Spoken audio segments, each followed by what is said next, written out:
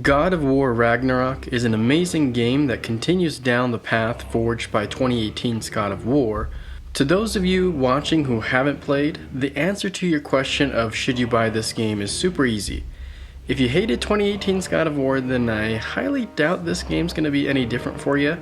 If you loved 2018, you should go buy Ragnarok right now. And if you don't have the money, I'd suggest looking in between those couch cushions to find that $100 bill you misplaced. And I guess if you haven't played the previous God of War yet, then I'm not sure what you're doing here, but go do that first.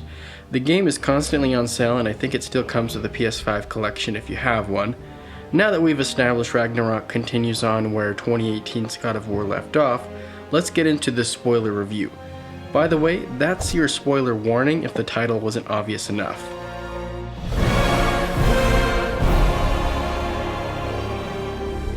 Because this is a direct sequel, visuals more or less look the same as 2018's God of War with maybe some minor enhancements and polishing throughout. There are a few new visual modes that you can take advantage of if you have a 120Hz display. Once you've come to the conclusion that performance mode is the only way to go, it doesn't take much to be blown away with the outstanding art direction. This mythological Norse setting offers a myriad of picture frame-worthy visuals. Too bad the photo mode isn't available as of the time of this recording, which I may or may not have spent 20 minutes looking for. Somewhat reminding me of a classic Mario game, there is so much visual variety to take in across the 9 realms. Even within each location there's variants and sub-locations which makes each realm actually feel like a realm. We get the chance to visit the remaining 3 realms in Svartalfheim, Vanaheim, and Asgard. You'll have to excuse my poor pronunciations throughout this video. Even if you're like me and you struggle to remember every location's names, you sure don't get them mixed up visually. Even previously visited realms from the last game have a fresh coat of paint on them due to the effects of Fimbulwinter. The soundtrack is as amazing and impactful as you remember from 2018, but with several new pieces that perfectly encapsulates each location and story beat. The new main theme is a banger that never fails to hype you up for a battle.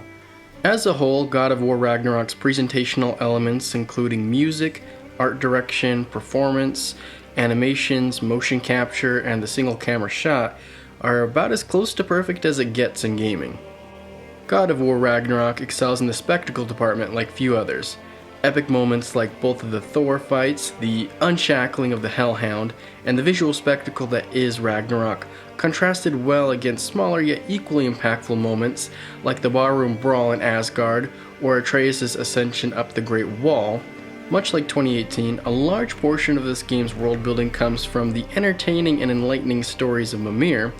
Perhaps the second best place to absorb the lore of the lands is through the variety of optional side quests. I haven't played all of these, but would say probably at least half. None of these are crucial to the main story, but that's part of what makes them great world building. They always connect back to the present in some way or another, reinforcing the feeling that everything has a history leading up to this point. This sounds kinda obvious in the context of our physical world, but many games struggle to capture the same sense of investment and immersion from players. The best discoveries are those you stumble upon yourself, not what's handed to you. The main recipe for gameplay here consists of 3 primary ingredients: combat, puzzles, and exploration. Puzzles serve as a great break to the at times challenging combat with a mixture of terrain manipulation and timing challenges. Much like the previous game, I found these environmental puzzles to strike a great balance of making me think without the solution ever feeling absurd or random. Unlike in some other action-adventure games, the puzzles here are secondary to combat, serving more as a mental warm-up and cool-down between battles. Similar to the rest of the game, I enjoyed this title's implementation of additions that added complexity to the existing formula. None of these puzzles are particularly hard, which I don't think is necessarily the point, but I did find on several occasions I had a feeling of accomplishment robbed from me by one of the NPCs yelling out the answer. Even then there was a lack of consistency. Sometimes 5 seconds into a puzzle, as I was still processing what it was I was needing to do, Mimir would tell me exactly how to solve the puzzle. Other times they would wait a bit longer or give me super vague and unhelpful advice, like you need to move this obstacle out of your path. Yes, I'm aware of this. I don't have any issue with the idea of helping struggling players, but maybe only offering specific directions after a certain amount of time has gone by would have been a better way to go about it. One thing I pointed out in my video about 2018's God of War that is just as present here is the amount of suspension of disbelief you have to have at times in context to many of the environmental obstacles. It didn't hurt my enjoyment of the game, but I just found it amusing to see Kratos unable to smash through some branches in his way. Traversing is very similar to the previous title, but with the addition of several types of dog sled things. An interesting new way to get around that also highlighted some of the environmental changes brought on by Fimbulwinter. Like the last game, climbing is a serviceable tool that gives players breathing room between encounters, while also building up anticipation to what's to come. My main complaint when it comes to traversing, and perhaps one of my biggest complaints of the entire game, is the at times confusing directions. I'm grateful to not see a minimap take up a quarter of my screen, but I often was disorientated to if I was going in the right direction, since all I had to go off of was very general directions. This wouldn't have been as bad if I could have zoomed in more on the map to have a better understanding of where I was or where I was heading. Being a God of War, the primary pillar of gameplay is definitely combat, and Ragnarok sure doesn't disappoint. You more or less pick up where you left off in 2018 with access to both the Leviathan Axe and the Blades of Chaos. Between the two, you can still have a preference, but with elemental status effects, there is definitely some encouragement to mix it up mid-fight. The Leviathan Axe is still good old reliable with its diverse set of approaches to combat. Throwing it still manages to carry a feeling of deliberate impact. Checking out an enemy and barely missing just to take them out on the return never gets old. The Blades of Chaos remain a perfect yin to the Axe's yang with its encapsulation of disciplined aggression. The Blades excel at filling in the in-between space of mid-range, as well as being a great crowd manager. Personally, I would have been more than content with these two epic tools of the gods, but wait, there's more. Enter the Draupnir Spear. To be honest, at first I was a little underwhelmed just due to not really knowing how to use it since it felt so different to the axe and blades. But once I found the Draupnir's rhythm, I realized how utilitarian the spear could be. At times it even felt a little overpowered in a good kind of way.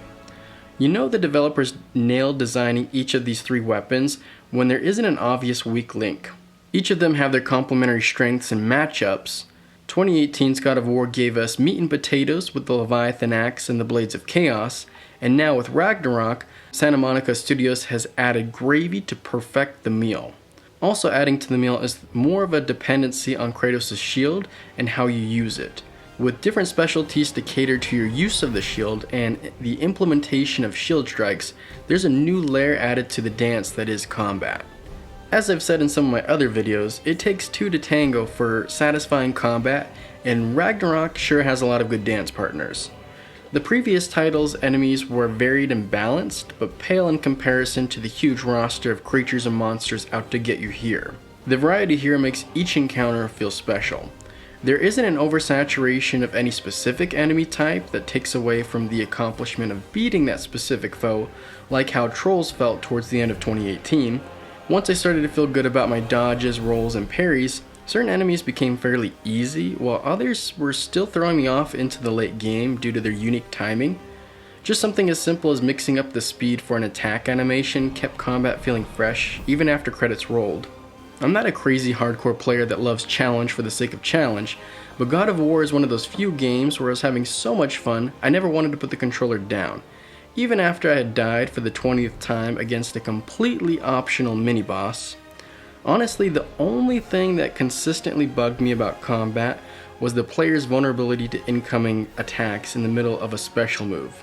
This may be a bit nitpicky, but in the aforementioned difficult mini-bosses, I found myself constantly running out of health without even realizing I was being hit. I would have preferred to have the attack animation interrupted or halted to reinforce to the player the importance of timing, but just found this to personally bug me at several points. Again, this may not be a big deal to most, but served as my only real complaint with combat. One game changer to combat and the narrative is the addition of Atreus as a playable character. Atreus isn't like his dad, but is more than capable in a fight. Secondary characters can easily fall into the trap of being a lesser and more boring version of the primary character to avoid overshadowing them. Luckily, that doesn't apply here with Atreus having his own unique approach to combat. As you would imagine, his bow serves as a powerful ranged weapon, but he can also just use it to straight up beat the crap out of enemies. It's great that the developers nailed the feeling of playing as him, since you do it quite a bit. Not like in a Halo 5 Guardians kind of way, but probably at least 25% of the time, give or take. I never felt like I was spending too much time as Atreus, but with that said, it also felt good to get back into Kratos afterwards. The upgraded menu systems are similar to 2018 while being a bit more streamlined. Unlocking new moves gave me a constant feeling of progression, while some players may be more than satisfied sticking to the basics. Somewhat more important is armor, specifically the stats that come with it. You can create a build that works for you and your playstyle between attack, defense, runic, cooldown, vitality, and luck stats. I tried swapping between a more balanced build and a high damage, high risk, high reward build. I do wish some of the upgrades were more immediately noticeable, because there were a few times I upgraded my whole set several levels, but barely noticed a difference. As a whole, the upgrade and armor systems aren't perfect, but they get the job done so you can get back to playing. God of War Ragnarok does an amazing job of tying up story threads that were established in 2018's God of War in a satisfying yet unpredictable way. This game feels like a direct continuation of the previous title without ever feeling like a retelling of the same story. The writing team at Santa Monica Studios did a great job of setting up many key moments without ever revealing their hand. One of the best examples of this satisfying unpredictability was Tyr's revealed to have been Odin the entire time, proceeding to kill Brock. Watching this for the first time, I remember thinking to myself, wow, are they really going to do this whole, oh, I forgot I have a direct pathway to where we conveniently need to go to resolve the story? And then Brock started asking the exact same questions I was thinking. It was in that moment I started to wonder if Tyr was possibly working for Odin, or perhaps Tyr was Odin, and bam! A tragic and unpredictable death for Brock, but an amazing scene that encapsulates the quality of writing here throughout. Looking a little closer, there's also a ton of amazing one-liners. Okay, you will go. Atreus. Atreus remains. It is the nature of a thing that matters, not its form. Well, think the fuck again. The moment-to-moment writing feels great across the board, but overall pacing did feel a tad inconsistent. I wouldn't say the beginning drags or that the end was rushed, but just that there was a little bit of a mismatch. One could argue that the beginning needed to cut some material out to speed things up to match the end, but I feel the opposite in that more time should have been spent on the later events of the game to add more of a feeling of build-up and resolution. For example, with all the build-up across both games, I would have loved to have been involved in the negotiations with the Dark and Light Elves to help put aside their forever civil war to unite against a greater threat. The battle on Asgard itself could have been drawn out a bit more to feel more like a war and Kratos more like a general. With all that said, I still found the final battles and resolution to wrap the story nicely with a bow on top. I personally spent my entire playthrough dreading Kratos' inevitable death, only to be pleasantly surprised that I was wrong. God of War Ragnarok does a great job of being unpredictable, but also demonstrates a mastery of anticipation. Much like good horror, Ragnarok constantly builds up tension and expectations while giving the player just enough space to ponder what's about to happen. Some good examples of this would be meeting Thor and Odin for the first time, rescuing supposedly Tyr, facing Freya again, climbing up the Asgardian wall, and the event of Ragnarok itself. All these moments have the player imagining up all sorts of possible scenarios. I couldn't wait to see what Asgard actually looked like, or how Freya was going to react when Atreus came to see her, which takes us to characters. Everything comes back to characters. God of War Ragnarok pulls off the rare feat of expanding its cast while somehow managing to give even more depth to existing characters. Characters like Brock and Sindri are great in the first game due to a mix of witty writing and amazing performances, but are even better here with a new layer of their personality revealed. Atreus is easily the most developed character since we last saw him in 2018's God of War, which lines up perfectly with how you'd expect him to grow and change as a curious, well-intentioned, and somewhat overconfident teenager. I found myself enjoying this flawed yet more mature version of Atreus. I appreciated him in the last game, but felt his power-fueled temporary transformation to the dark side to be a bit extreme and rushed, and so I was glad to see more of a nuanced approach to his character this time around. Even though you spend most of your time playing as Kratos, this game feels like the origin story of Loki. Surprisingly though, I was actually the most impressed by Kratos' growth as a character. You see him open up a lot more to the people around him, showing his friends and family he cares in his own kind of way. We see a more patient side of him, willing to listen and follow, while still more than capable of moving mountains when needed, unless they're directly in front of him. Present in the previous title, but expanded upon here, is Kratos' unique stoicism in contrast to the characters around him, providing several hilarious moments. Kratos is the perfect embodiment of showing, not telling. Between Christopher Judge's performance and the cast as a whole, Ragnarok is all about showing. Even beyond facial expressions and body language, what does the character mean with their words, beyond just the literal interpretation of what's being said? Odin is another perfect example of the show not tell approach, but in a different way, with his words always having a deeper meaning and motivation behind them.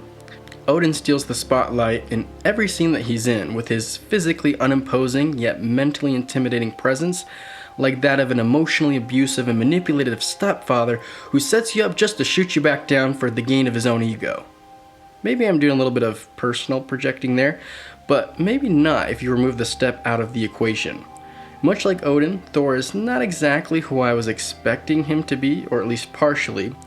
Thor is powerful, imposing, fearless, like how I imagined, but he's also an emotionally stunted, sensitive alcoholic, which makes him a far more interesting character. The cast of characters in Ragnarok are very much a result of their experiences. Just look at how Sindri handles the death of his brother, with his personality flipping like a switch. He helps save the day in the end, but is still understandably angry even after credits roll. On the other end of the spectrum, we see Freya learn to cope with her loss while still feeling vulnerable to her open wound. God of War Ragnarok doubles down on its existing and new characters, even with smaller yet still important roles of Thrud and Angrboda being fleshed out. Speaking of Angrboda, I feel her and her relationship to Loki deserves a shout out for being the perfect portrayal of two young teenagers dealing with the unfair circumstances of the world around them in a realistically sweet yet awkward romance. The writers did a great job of pairing up its cast in interesting and dynamic matchups like Angrboda and Loki, Kratos and Atreus, Kratos and Freya, Atreus and Sindri, Brock and Kratos, and even Atreus and Thor. Oh, and Mimir wherever he was involved. In my opinion, the writing for God of War Ragnarok is its best quality, while perhaps possibly being tied with the outstanding combat. Naturally, the question arises, how does Ragnarok compare to 2018's God of War? I played the previous game for the first time a few months ago, and would say Ragnarok is objectively an all-around better game. Going into my playthrough of 2018, I did expect it to be amazing since I heard nothing but glowing praise for the past 4 years, and so the game never had the element of surprise for me the same way it did for players back when it was released, so it's hard for me to say if you watching would like Ragnarok more than 2018. I will say that Ragnarok's gameplay adds and tweaks a lot, making combat feel like a perfection of what was already there. Ragnarok's story isn't as airtight as the prior game, but easily is more interesting due to the cast of characters. God of War Ragnarok serves as a near-perfect part 2 to the story that was told in 2018's God of War. 9.5. What are your thoughts on God of War Ragnarok? Have you played it? How does it stack up against the first half of the Norse saga? Is it your game of the year, or is something else more your jam? I'd love to hear your thoughts down below. I am trying to build this channel, and so if you like the video, please leave me a like and a comment, but also check out one of my other videos to see if you'd be interested in subscribing. As always, appreciate you for watching, and until next time, see ya!